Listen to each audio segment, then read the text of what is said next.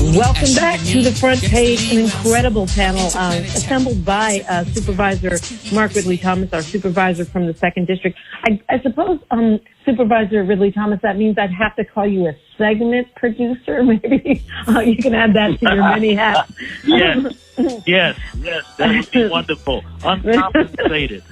Virtual. We call them volunteers. We call them volunteers, Supervisor Ridley-Thomas. Volunteers. Dr. Deborah Prothrow-Stith is with us. She's the Dean of the College of Medicine at CDU, Charles Drew University. Dr. Curley Bonds, the Chief Medical Officer for the LA County Department of Mental Health, and Dr. Muntu Davis, our LA County Health Officer. So pretty much anything that you want to be covered. And I want to start circling back to the mental health piece, if you don't mind. Dr. Curley Bonds, how do we get help? I mean, I'm assuming, aside from, as you've spoken about fear, you've spoken about anxiety, we're going to start getting stir craziness, depression, whatever else comes from this thing dragging on. How do we get help if we feel like we need it? Well, I think the first sort of help comes from the routine people and places that you go to get help, your support systems, your family, your friends. I would say many people are very dependent on their faith and their religion, and although we have to socially distance ourselves at churches, many congregations are now streaming services online. I know that that's a big help if you can connect still, but if it's something more serious, the LA County Department of Mental Health and all of our contract agencies remain open for business. I'm going to put out the access line number. In addition to calling 211, we have a specialized line that deals with both mental health crises and referrals for services. That number is 1-800-854-7771. 1-800-854-7771. And operators are there 24/7 in English and in Spanish and other languages, where we can help refer you if you feel that you're having a crisis, if you're feeling that you're going to harm yourself, or certainly if you feel that you can't cope. It will be a triage call. Our services look a little differently these days. We're trying to help our employees be safe, so most of them are teleworking, but we do have the capacity to give remote care. We can even do psychiatric appointments and follow-ups and medication refills for those who are already in care. It's very important, especially for those with chronic conditions, to not fall by the wayside. We need to keep you in care.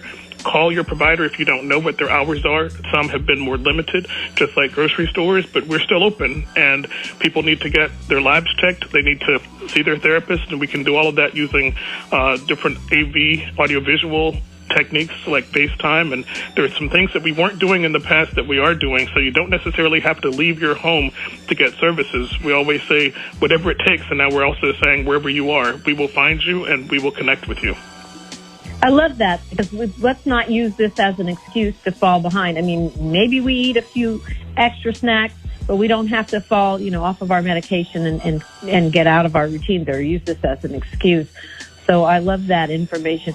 Supervisor Mark Ridley-Thomas, you guys have set up a county hotline. It's mostly focused on business and on workers. But again, these are resources. I feel like we're rediscovering the telephone.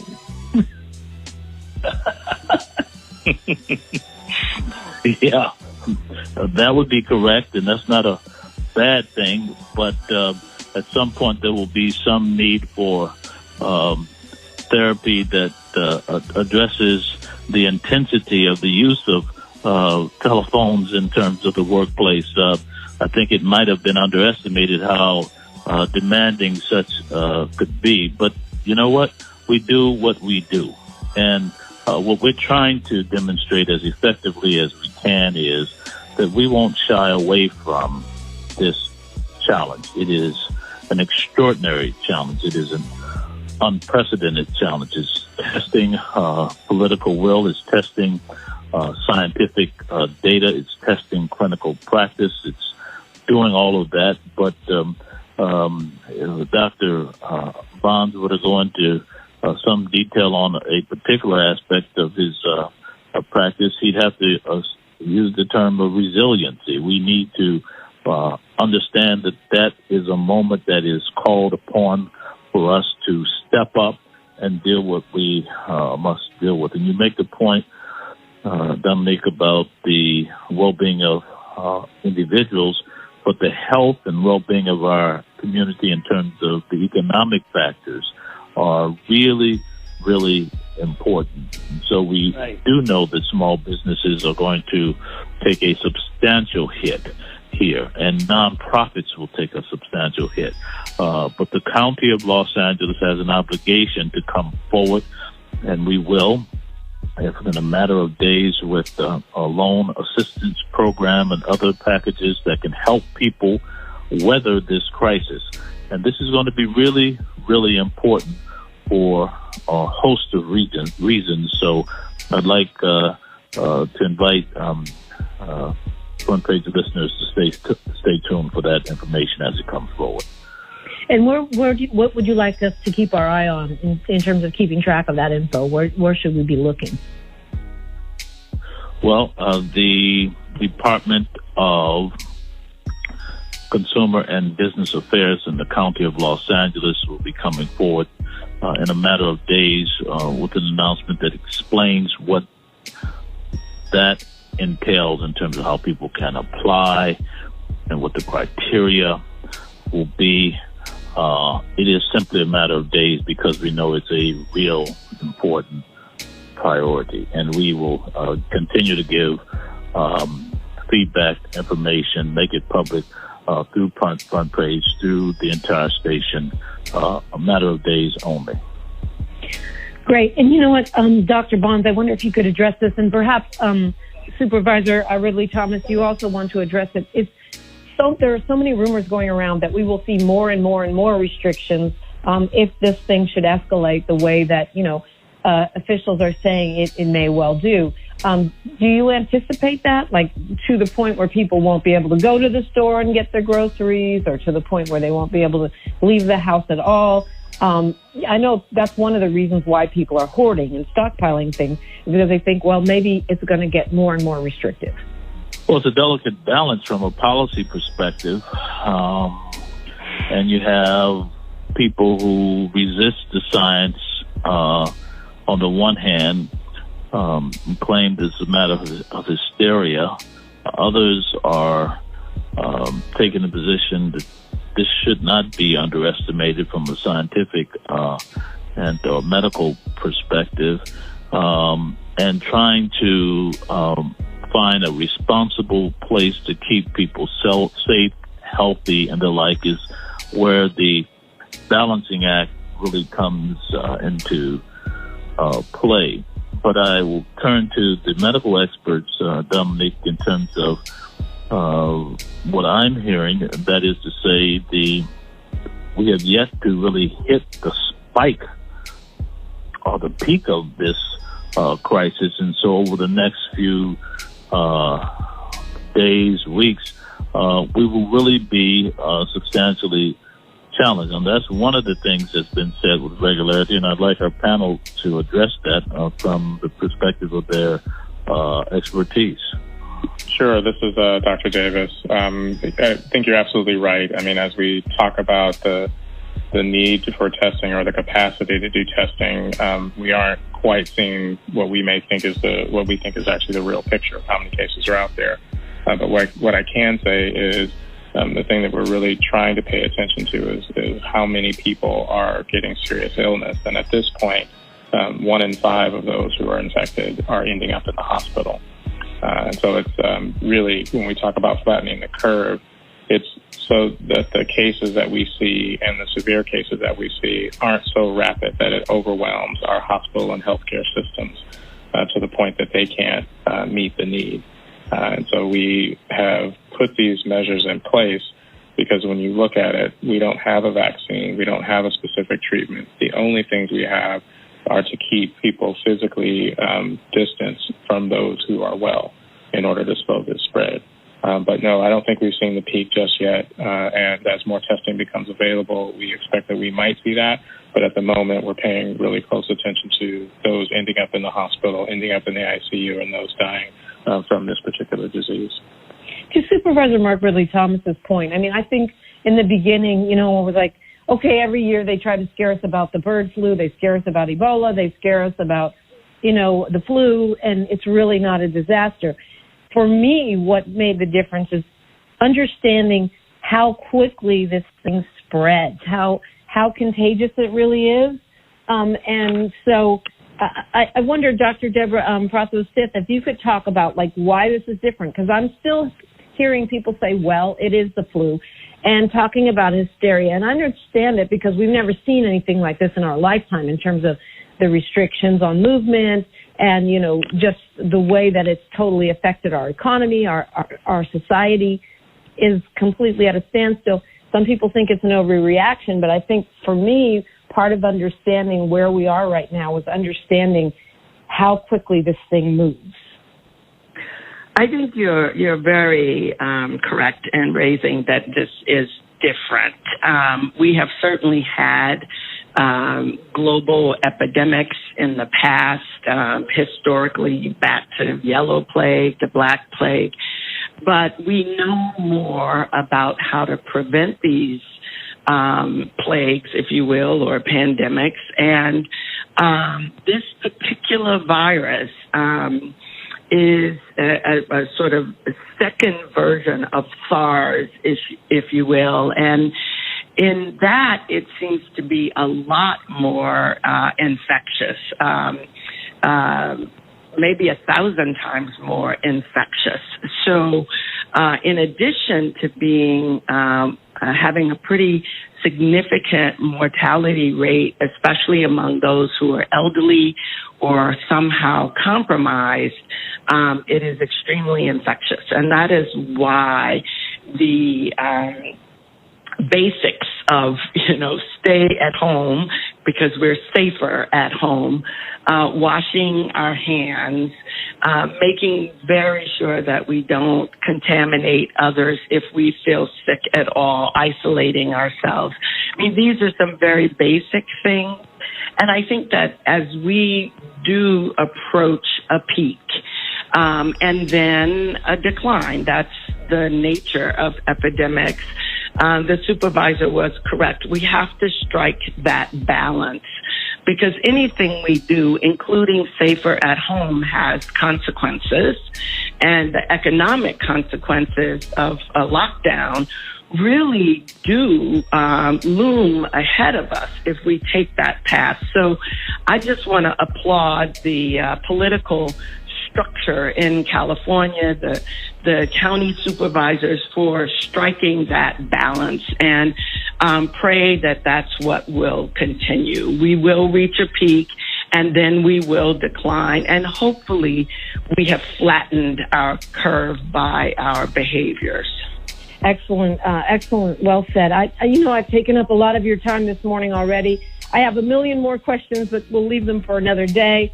What I would love to do, Supervisor Mark Ridley-Thomas, if you don't mind, is have each of our distinguished guests just make the final point that they want to leave folks with, the thing that they've been wishing they could say to our community since this whole thing started. And I don't know would you like to start, Dr. Muntu Davis, LA County Health Officer? Yes, thank you very much for having all of us on here. And I really do want people to understand, we did try to strike that balance, recognizing that this is extraordinary to say for a whole county, you're safer at home. Extraordinary to close down certain businesses and locations where people gather, which is much a part of our social fabric. But these are what we all need to do in order to slow this and to prevent many of us from becoming ill and seriously ill. So please, we ask you to do your part. Even if you're mildly ill, stay away from others and, seek care when you need it. But it takes all of us, not just what we do at the policy level, but us at the individual level to really slow the impact of this in our entire community.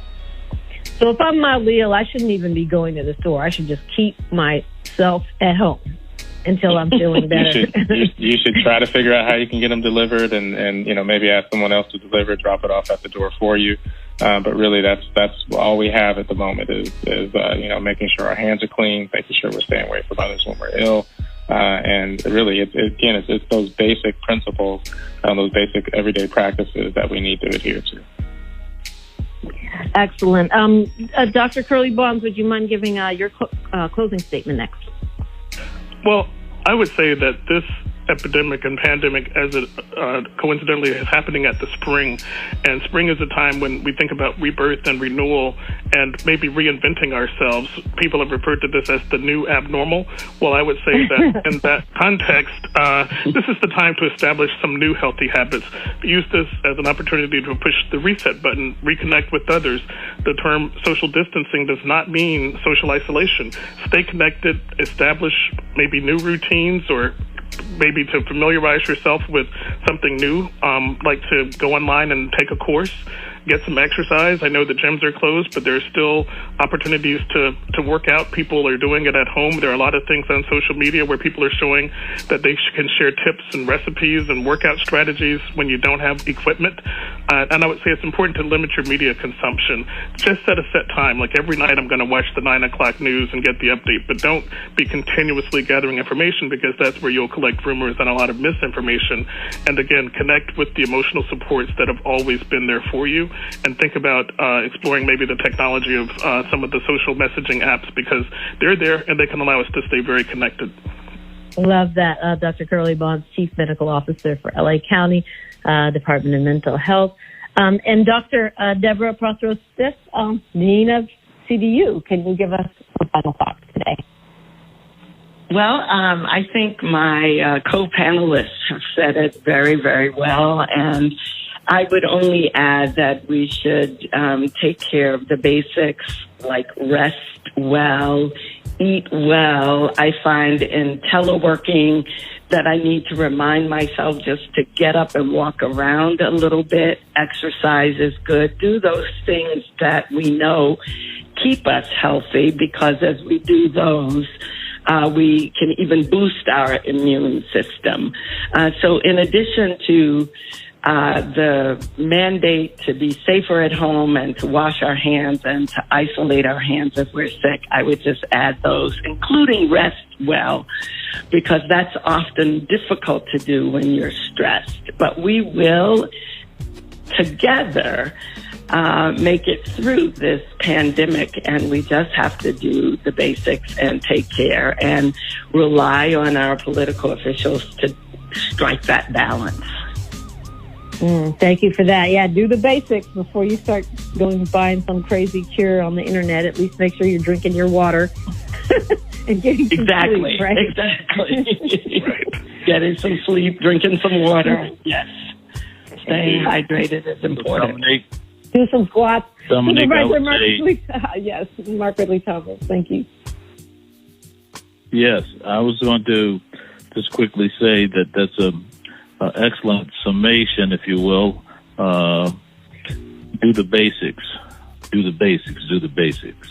Strike that balance. Strike that balance. Strike that balance. Then I also want to encourage people to be on guard in terms of what's going on in terms of price gouging and scams. All right, because that will exacerbate the problem.